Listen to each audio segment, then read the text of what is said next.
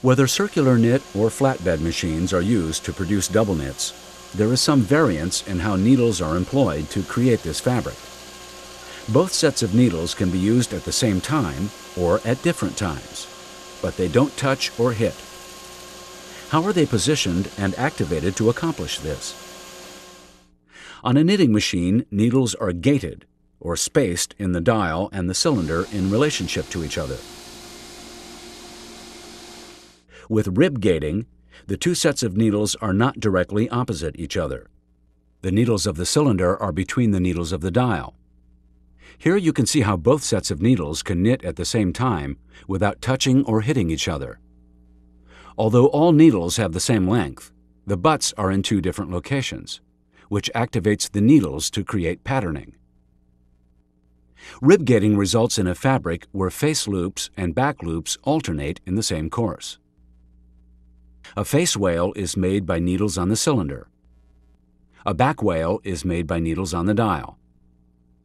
Look closely at the structure of the fabric, and you see that a vertical line or wale of visible crowns is arranged between two vertical lines of visible legs. This construction is 1-by-1 rib, where both sides of the fabric look the same. There are different notation systems for needle selection.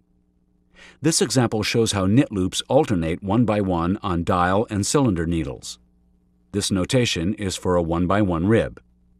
Notice that both long butt and short butt needles are selected. This notation is for a 2-by-2 rib. Here you see that for each feed of yarn, 2 loops produced on the dial are alternated with 2 loops produced by the cylinder. Note that with this configuration, only needles of long butt positions knit, while the needles with short butt positions do not knit. Because basic rib knits have alternation of face and back wales, the structure can easily be stretched. In the normal relaxed state, the back wales hide behind the face wales. When stretched in the width, the structure opens like an accordion, resulting in more stretch than single knits and other double knits. The back wales now become visible.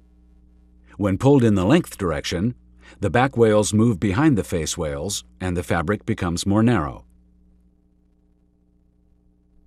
Because of this extensibility, basic ribs are used for sweaters and dresses, as well as for neck collars, arm and waistbands.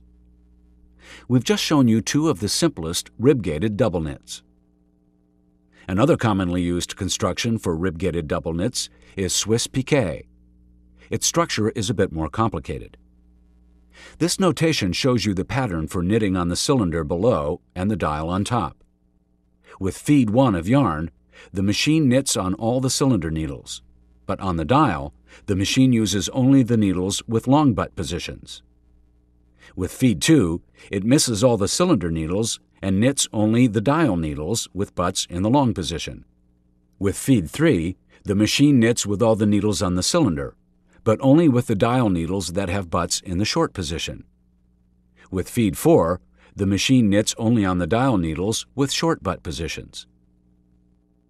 The Swiss piqué produced from this needle pattern has a distinctive texture and appearance. The fabric produced has good stability and does not curl.